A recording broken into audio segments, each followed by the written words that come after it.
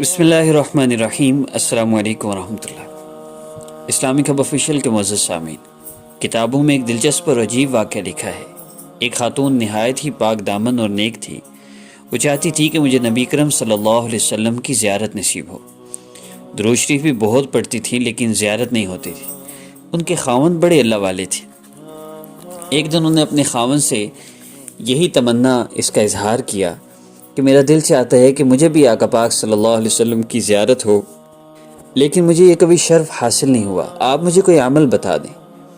انہوں نے کہا میں آپ کو عمل تو بتاؤں گا لیکن آپ کو میری بات ماننی پڑے گی۔ وہ کہنے لگی کہ آپ مجھے جو بات کہیں گے میں وہ مانوں گی۔ وہ کہنے لگے کہ اچھا تو بن سور کر دلہن کی طرح تیار ہو جاؤ۔ اس نے کہا بہت اچھا۔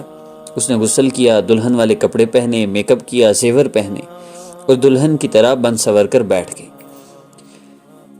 جب وہ دلہن کی طرح بن سور کر بیٹھ گئی تو وہ صاحب ان کے بھائی کے گھر چلے گئے اور جا کر اسے کہا کہ دیکھو میری کتنی عمر ہو چکی ہے اور اپنی بہن کو دیکھو کہ وہ کیا بن کر بیٹھی ہوئی ہے۔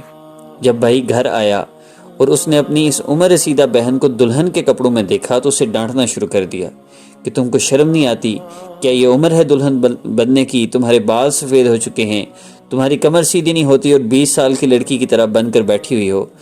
اب جب بھائی نے ڈانٹ پلائی تو اس کا دل ٹوٹا اور اس نے رونا شروع کر دیا، حتیٰ کہ وہ روتے روتے سو گئی۔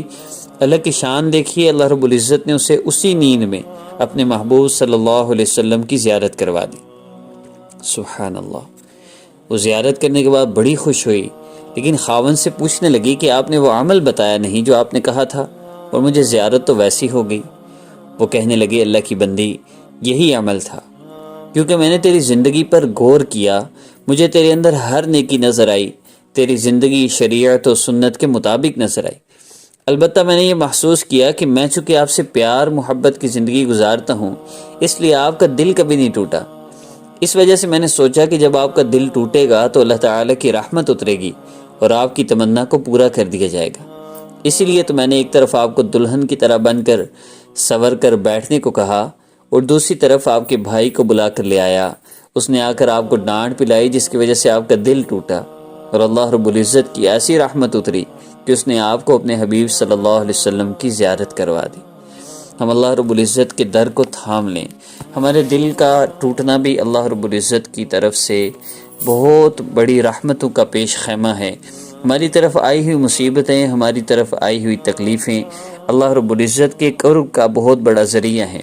یاد رکھیے اس دنیا میں جتنے بھی انسان پریشان ہیں، ان کی پریشانیوں کی وجہ تو ان کے اعمال ہیں، لیکن اللہ تعالیٰ ان اعمال کی سزا میں پریشان نہیں کرتے، بلکہ اللہ رب العزت ان اعمال کی وجہ سے پریشانیاں اس لیے بھیجتے ہیں کہ میرے بندے گناہوں سے توبہ کر لیں، میرے بندے مجھ سے صلح کر لیں۔ ایک باپ اپنے گھر سے بھاگے ہوئے بچے کا، ایک ماں اپنے گھر سے بھاگے ہوئے بچے کا اتنا انتظار نہیں کرتی جتنا رب تعالیٰ اپنے بندے کی توبہ کا انتظار کرتے ہیں۔ تو اللہ تعالیٰ نے ہمیں ان پریشانیوں میں، مصیبتوں میں، تکلیفوں میں ڈالا ہے تو اس لیے کہ ہم اللہ سے صلح کر لیں۔ اللہ تعالیٰ سے صلح کرنا بہت آسان ہے، بہت آسان ہے۔ اور وہ کیسے ہے؟ آپ ابھی یہ نیت کر لیجئے، اللہ اب تک میں نے جو آپ کی نافرمانی کی ہے، اب تک میرے جن گناہوں کی وجہ سے مجھ پر یہ مصیبتیں تکلیفیں آئی ہیں، پیارے اللہ میں اپنے ان سارے گناہوں سے توبہ کرتا ہوں، توبہ کرتی ہوں۔ اللہ مجھے معاف فرما دیجئے، میرے گناہوں کو معاف فرما دیجئے اور مجھے سکون والی، عافیت والی، راحت والی زندگی عطا فرما دیجئے۔ جیسے ہی آپ نے اپنی نیت کو بدل لیا، اللہ تعالیٰ سے صلح کی آپ نے نیت کر لی، اللہ رب العزت کی نگاہ میں آپ کی قدر اور منزلت بڑھ جائے گی۔ اور دیکھیے جب بندہ اللہ رب العزت سے صلح کرتا ہے، اللہ تعالیٰ فرشتوں میں اعلان کرتے ہیں میرے بندے نے مجھ سے صلح کر لی، چنانچہ چراغاں کیا جاتا ہے۔ دیکھیے اللہ تعالیٰ بہت محبت کرتے ہیں ہم سے۔ اللہ نہیں چاہتے ہم پریشان ہوں، اللہ رب العزت نہیں چاہتے کہ ہم جہنم میں جائیں، اللہ رب العزت نہیں چاہتے کہ ہم اپنی دنیا آخرت تباہ کر لیں، لیکن ہم اپنے گناہوں کی وجہ سے اپنی آخرت کو تباہ کیے بیٹھے ہیں۔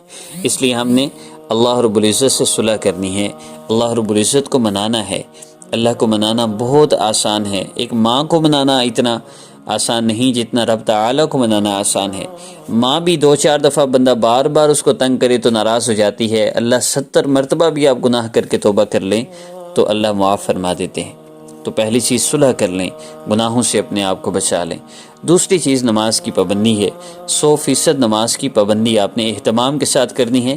نبی علیہ الصلوۃ والسلام کا معمول تھا، آپ صلی اللہ علیہ وسلم گھر والوں کے ساتھ ہمیشہ ہنستے مسکراتے تھے۔ حضرت عائشہ رضی اللہ تعالی عنہ فرماتی ہیں کہ جیسے ہی اذان ہو جاتی نبی علیہ الصلوۃ والسلام ہم سے ایسے غافل ہو جاتے، ایسے بے پرواہ، جیسے ہمیں جانتے ہی نہیں۔ اذان ہو گئی، اللہ رب العزت کی طرف سے بلاوا آ گیا، تو ہم بھی اذان ہو جائے، سب کو بھول جائیں، ہم اللہ رب العزت کی طرف متوجہ ہو جائیں، ہمارے مسئلے خود بخود حل ہونا شروع ہو جائیں گے۔ دیکھیے ساری زندگی وظیفے کرتے کرتے دنیا سے چلے گئے، نہ آخرت کی کوئی تیاری ہوئی، نہ اللہ سے صلح کی، نہ اللہ کو منایا، تو دنیا کی زندگی تو مشقتوں میں گزرے گی ہی، موت بھی سختی والی، قبر بھی سختیوں والی، حشر میں بھی سختیاں، اور پھر آگے جہنم ہے۔ یہ راستہ بہت مشکل ہے، یہ بہت کٹھن اور بڑا تکلیف دہ راستہ ہے۔ ہم نے اس راہ پر نہیں جانا، ہم نے اللہ سے صلح کرنی ہے۔ اللہ رب العزت سے صلح کی نیت کرتے ہوئے اب اللہ رب العزت سے ہم نے مانگنا کیسے ہے؟ ہمارے وظائف کا مقصود اللہ رب العزت سے مانگنا ہے، صرف اللہ سے مانگنے کے لیے۔ دیکھیے اللہ رب العزت بچہ امی کہتا ہے، امی جان کہتا ہے، پیاری امی کہتا ہے، مختلف ناموں سے امی کو ماں کو کون سا پکارنا پسند آئے؟ ماں دوڑ کے اپنے بیٹے کو تھام لے، اپنے سینے سے لپٹا لے اس کو۔ اللہ رب العزت کو ہمارا کیسا مانگنا پسند آ جائے، اللہ ہمیں اپنی رحمت کی چادر میں ڈھانپ لیں۔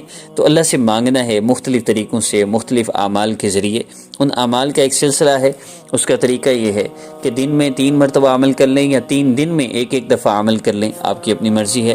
2 رکعت نفل حاجت کی نیت سے پڑھنے ہیں کہ نبی علیہ السلام جب بھی اللہ سے مانگتے تو نماز کے ذریعے مانگتے۔ 2 نفل پڑھ کے اللہ تعالیٰ سے دعا کرنی ہے جیسے اللہ کے حبیب صلی اللہ علیہ وسلم نے سکھلایا ہے۔ اور وہ طریقہ کیا ہے اللہ رب العزت سے مانگنے کا؟ اول آخر درود پاک جس دعا میں نہ ہو وہ دعا اللہ رب العزت کے ہاں پہنچتی ہی نہیں۔ تو ہم نے جب دعا کرنی ہے اللہ تعالیٰ سے تو اول بھی درود پاک پڑھنا ہے اور آخر بھی کوئی بھی درود پاک کم از کم 3 مرتبہ ہم نے لازمی پڑھنا ہے۔ عمل کی ترتیب کیا ہے؟ آپ نے 2 رکعت نفل حاجت کی نیت سے پڑھنے کے بعد اللہ رب العزت کا ذکر کرنا ہے۔ کیسے؟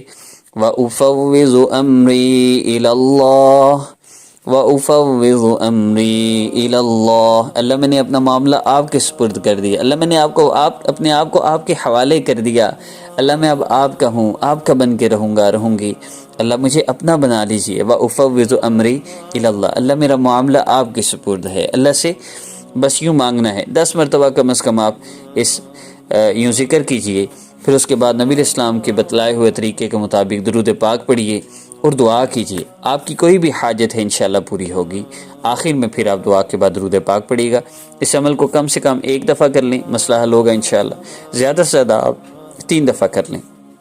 ہمارے اپلوڈ ہونے والے وظائف بہت آسان ہیں، ان میں اللہ تعالیٰ کی عظمت اور بڑائی کو سننے سے یقین بنے گا، اس یقین سے مختصر وظیفہ کرنے سے بھی مسئلہ حل ہو جائے گا۔ اس لیے ہمارا کوئی بھی وظیفہ مس نہ کیجیے، لازمی ہر وظیفہ اپنے ہر مسئلہ کے حل کے لیے کیجیے، انشاءاللہ اللہ تعالیٰ آپ کے سارے مسئلوں کو حل فرما دیں گے۔ ہماری حوصلہ افزائی کے لیے اور عمل کی اجازت کے لیے اگر آپ کو سبسکرائب کرنا آتا ہے تو سبسکرائب فرما لیجئے اور ہماری ویڈیو کو ضرور لائک کیجئے گا۔ اور اگر 100% گناہوں سے بچنا آپ کے لیے مشکل ہو تو گناہوں سے بچنے کے لیے، اپنے مسائل کے بہت جلدی حل کے لیے ہم سے واٹس ایپ پر رابطہ کر کے چینج یور لائف کورس کیجئے۔ میرا یہ چیلنج ہے ساری دنیا کے انسانوں کے لیے، جو بندہ بھی اپنے مسائل کا حل چاہتا ہے، چینج یور لائف کورس کرتے ہوئے میرے اپلوڈ ہونے والے وظائف کو کر لے اور اس کا مسئلہ حل نہ ہو، یہ ناممکن ہے، کیونکہ الحمدللہ اللہ کا لاکھ شکر ہے اس کورس میں وہ اعمال ہیں جو اعمال آقا پاک صلی اللہ علیہ وسلم اور صحابہ نے اپنے مسائل کے حل کے لیے اپنائے۔ ہمارے بھی سارے مسئلے انشاءاللہ حل ہو جائیں گے۔ السلام علیکم ورحمۃ اللہ وبرکاتہ۔ مزید عمل کے لیے کوئی شرائط نہیں کسی قسم کی، جب چاہیں جیسے چاہیں اس کو کریں، مخصوص ایام میں بھی کر سکتے ہیں، صرف نفل نہیں پڑھنے۔ السلام علیکم ورحمۃ اللہ۔